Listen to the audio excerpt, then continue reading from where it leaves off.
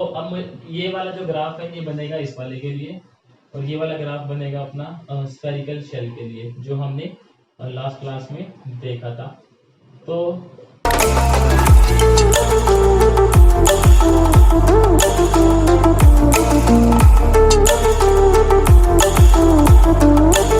नमस्कार बच्चों, मैं दिनेश शर्मा आप सभी का स्वागत करता हूँ इन्फिनिटी एजुकेशन में। और आज करेंगे हम बहुत ही इंपॉर्टेंट टॉपिक है अपना electric field due to solid sphere. क्या करेंगे बोलो मेरे साथ, electric field due to solid sphere. काफी इंपॉर्टेंट टॉपिक है ये, जेई के लिए तो काफी ज्यादा इंपॉर्टेंट है और सीबीएसई के लिए भी इंपॉर्टेंट ही है, एनसीईआरटी में, क्योंकि ऐसा एग्जाम्पल गिवन है ये।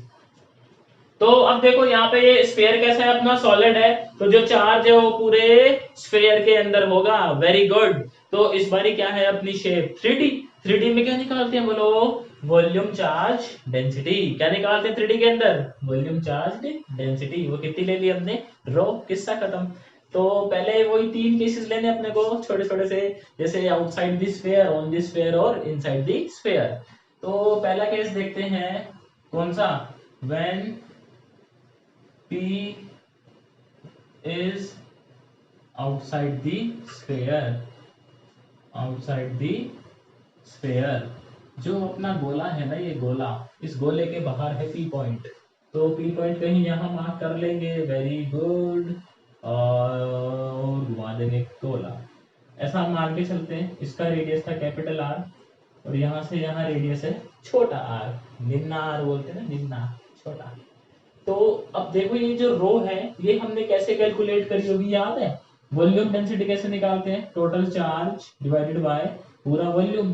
वॉल्यूम किसका, जो अपना ओरिजिनल स्फीयर है, यानी ये चीज। इसको अभी साइड में रखते हैं, यूज आएगी ये चीज, क्योंकि हमें यहाँ एक ग्राफ प्लॉट करना है। उसके लिए जो मैं एक्सप्रेशन डिराइव करूंगा वो इसी से होंगे। P अपना आउटसाइड है, हमने एक गॉसियन सरफेस बनाया, कैसा है वो, स्फेरिकल। इलेक्ट्रिक फील्ड कैसे होगी, देखो यहाँ से आउटवर्ड होगी, और इसका एरिया वेक्टर भी कहाँ होगा, इस गॉसियन सरफेस का, आउटवर्ड। दोनों में एंगल कितना बना, शून्य। Very good. तो हम ये जानते हैं, हम लिखेंगे फ्लक्स थ्रू गॉसियन सरफेस, तो वो कितना होगा, गॉसियन सरफेस। फ्लक्स क्या होता है, ई ए कोस थीटा। फ्लक्स क्या होता है, सारे बोलो, ई ए कोस थीटा। जीरो हो जाएगा यहाँ पे कोस, क्योंकि अपना 0 डिग्री बन रहा है। कोस 0 कितना होता है, 1 होता है। Very good. ई हमें मालूम नहीं। और यहाँ पे एरिया किसका लेते हैं, गॉसियन सरफेस का लेते हैं क्या, तो स्फीयर का एरिया क्या होगा अपना, 4 पाई, बोलो, छोटा आर का स्क्वायर। बात आई समझ। तो अपना फाई हो गया 4 पाई ई छोटा आर स्क्वायर। अब गॉस भैया के मुताबिक जो फ्लक्स होता है वो किसके इक्वल भी होता है, Q enclosed divided by epsilon naught. तो सबसे पहले निकालेंगे charge enclosed, charge enclosed by Gaussian surface, by, very good, Gaussian surface. तो देखो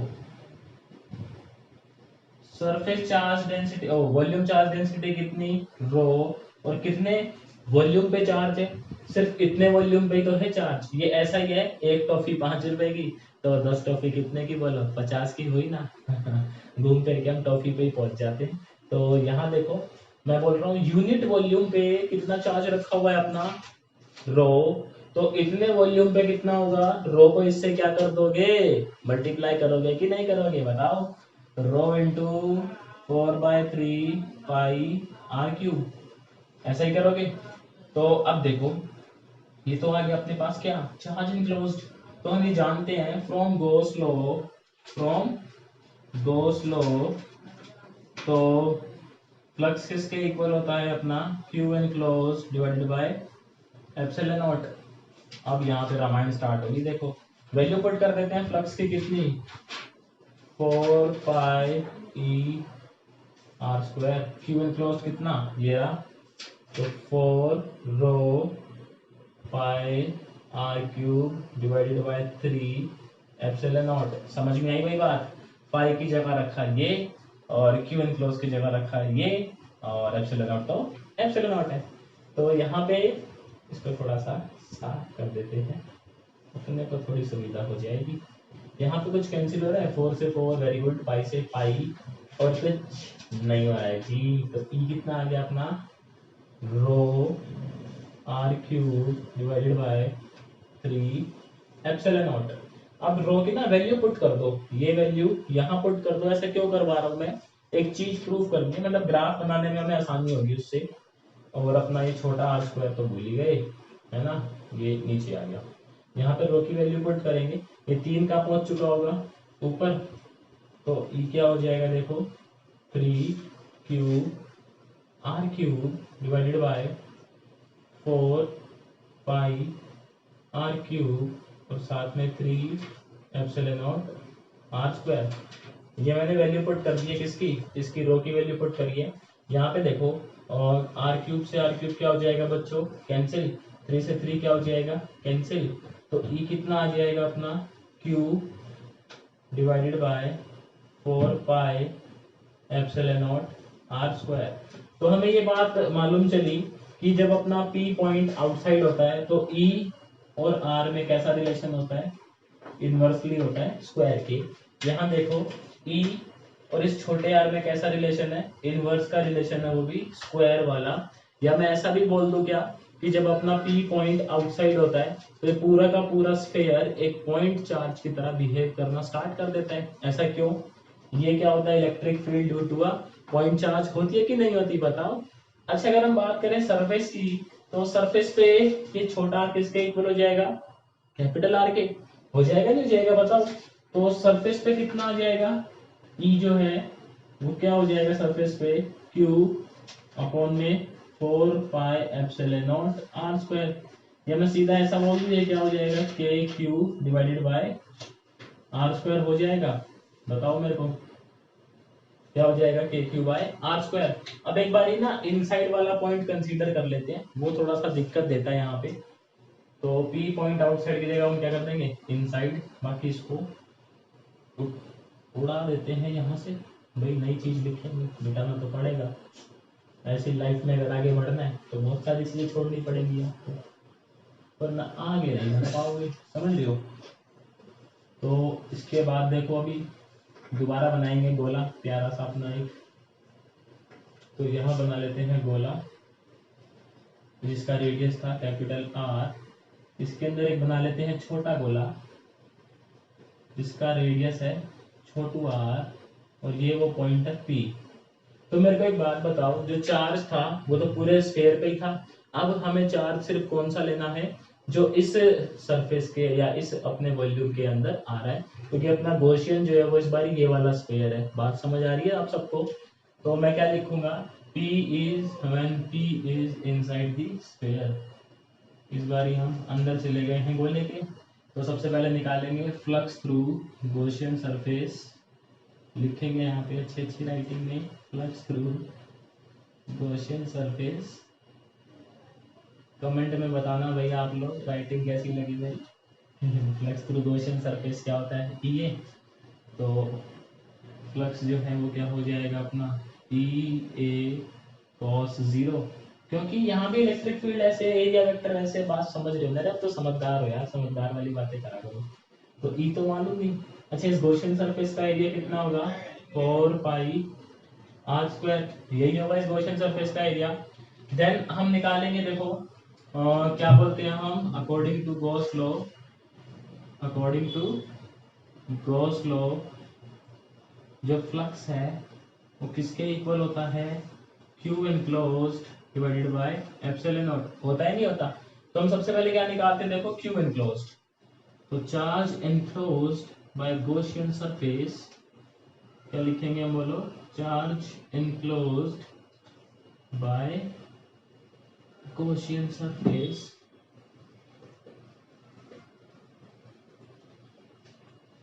वो किसके इक्वल होगा, चार्ज डेंसिटी इनटू में इतने स्फीयर का वॉल्यूम। यही तो पढ़ते आ रहे हैं बचपन से, क्योंकि हमें सिर्फ वो चार्ज चाहिए जो इसके अंदर आ रहा है। तो वो कितना होगा, 4/3 पाई छोटा आर क्यूब, होगा कि नहीं होगा बोलो, होगा ना। अरे यार मुझे पता ही था पहले से, समझदार हो सारे के सारे। तो 4 rho pi are cube divided by 3। ये क्या आ गया अपना चार्ज इनक्लोज्ड। थोड़ा और मिटाना पड़ेगा अभी तो, है ना, इसने में बात बनेगा नहीं अपना। ओहो, फ्लक्स कितना था अपना, मैं इधर लिख लेता हूँ, ये था अपना 4 पाई ई छोटा आर स्क्वायर, ठीक। और अभी ये आ गया है अपने पास चार्ज इनक्लोज्ड। तो हम लिखेंगे फ्लक्स इज इक्वल्स टू, यानी कि ये वाली इक्वेशन लगाने वाला हूँ वो मैं, Q enclosed divided by epsilon naught. तो फाई की वैल्यू ये पुट करते हैं 4 पाई ई आर स्क्वायर, और क्यू इनक्लोज्ड ये रहा अपने पास 4 rho pi are cube divided by 3 और एप्सिलॉन नॉट। इसको भी हटा देते हैं। यहाँ पे देखो कुछ कैंसिल हो रहा है, तो पहले वो कैंसिल कर देंगे, 4 से 4, पाई से पाई, और आर स्क्वायर से एक आर क्यूब कट जाएगा और आर बचेगा। रे बाबा, यहाँ पे रो की वैल्यू क्या करोगे आप, पुट कर दो। तो यहाँ हो जाएगा E इज इक्वल्स टू रो, और रो की जगह वो पुट कर देंगे 3 cube divided by 4 pi capital R square into में क्या छोटा r divided by 3 epsilon not. यहाँ पे बस मैंने रो को पुट करा है, बाकी देखो r एक बचा हुआ था 3 एप्सिलॉन नॉट, 3 से 3 कैंसिल। और कुछ हो रहा है क्या, नहीं हो रहा, कोई बात नहीं। तो E कितना आ गया, ये Q R divided by 4 pi epsilon naught R square. ये जो r था ये क्या है आपका रेडियस ऑफ बड़ा स्फीयर, यानी ओरिजिनल की बात हो रही है। और ये छोटा r क्या है, ये आप सेंटर से कितना अंदर, मतलब सेंटर से कितने डिस्टेंस पे हो अंदर वाले, तो r है वो। तो यहाँ पे देखो E और R में, छोटे r में रिलेशन देखना है। E और छोटे r में रिलेशन कैसा आ रहा है, यहाँ पे डायरेक्ट का आ रहा है। E और छोटे r में रिलेशन कैसा आ रहा है, यहाँ पे देखो डायरेक्ट का आ रहा है। जब हम अंदर हैं तो फील्ड कैसे है, डायरेक्ट। जब हम सरफेस पे हैं तो फील्ड क्या है, कांस्टेंट। और जब हम बाहर हैं तो फील्ड क्या है, अपनी इनवर्स। तो इसका एक प्यारा सा ग्राफ बना लेते हैं, और मैं उसको कंपेयर भी करवाऊंगा फिर एक, जो पेपर में आता है, क्योंकि भैया ये चीज जरूरी है आनी आप लोगों को, इम्पोर्टेंट है। ये देखो इधर E है, ये अपना R यहाँ पे यानी इनसाइड, और यहाँ पे यानी आउटसाइड। सेम ग्राफ एक और बना रहा हूँ मैं, अभी आपको समझ आएगा, इसलिए ताकि आपको चीजें क्लियर हो थोड़ी। ये सरफेस, ये बाहर, और ये अंदर। और यहाँ पे मैं लाइन मार लेता हूँ, ये थोड़ा आगे निकल गए। ये अपना R के इक्वल है, ठीक है। तो अब ये वाला जो ग्राफ है ये बनेगा इस वाले के लिए, और ये वाला ग्राफ बनेगा अपना स्फेरिकल शेल के लिए, जो हमने लास्ट क्लास में देखा था। तो यहाँ पे देखो स्फेरिकल शेल में ग्राफ कैसा होता है, यहाँ पे फील्ड होती है और फिर वो ऐसे जाती है, और ये कितनी होती है अपनी K Q divided by R square. और उससे पहले फील्ड कितनी होती है, 0 होती है स्फेरिकल शेल में। यहाँ देखो, यहाँ जब हम अंदर है तो रिलेशन कैसा है, डायरेक्ट, यानी कि ऐसे ग्राफ चढ़ेगा। और ये अपनी मैक्सिमम वैल्यू सरफेस पे वो भी कितनी है, के क्यू बाय आर स्क्वायर। लेकिन जैसे ही सरफेस से बाहर गए तो इनवर्सली डिपेंड होना स्टार्ट हो गई है यहाँ पे। तो आपको क्या इन दोनों में डिफरेंस समझ आना चाहिए। पेपर में क्या है, आपसे बोलेगा सॉलिड के लिए बनाओ या फिर जो अपना स्फेरिकल शेल है उसके लिए बनाओ। तो वहां पे ना कंफ्यूजन नहीं होनी चाहिए कि सॉलिड के लिए कौन सा था और अपना जो थिन स्फेरिकल शेल है उसके लिए कौन सा था। तो अगर ये डेरिवेशन समझ है तो आज यही करेंगे, क्योंकि क्या भी नेक्स्ट टॉपिक अपना पोटेंशियल है, तो उसको समझाने में मेरे को थोड़ा टाइम लगेगा। पहले क्या है, बैकग्राउंड स्टोरी बनानी पड़ती है, समझ रहे हो ना। मूवी देखते हो पहले सस्पेंस बनाना पड़ता है ना, तभी तो फिर क्लाइमैक्स का मजा आता है। तो ऐसे उसमें भी मेरे को थोड़ी स्टोरी बनानी पड़ती है पहले, ताकि आपको चीजें थोड़ी इंटरेस्टिंग लगे। कुछ मैं आपको रियल लाइफ के इंसिडेंट बताऊंगा उस टॉपिक से रिलेटेड, ताकि आपको थोड़ा मोटिवेशन मिल सके, अरे हाँ कि ये रियल लाइफ में होता है ऐसा। तो आज अपना ये था सॉलिड वाला पूरा कॉन्सेप्ट। अगर ये आपको समझ आया तो वीडियो को एक लाइक कर देना और अपना चैनल सब्सक्राइब कर देना जिन्होंने नहीं करा हुआ है, और कमेंट करके मेरे को बताना भाई कैसा क्या लग रहा है आपको मेरे से पढ़ते टाइम, समझ आ रहा है नहीं आ रहा है वो सब बताना कमेंट में। तो आज के लिए इतना ही, फिर आपसे मिलता हूँ नई वीडियो में नए टॉपिक के साथ।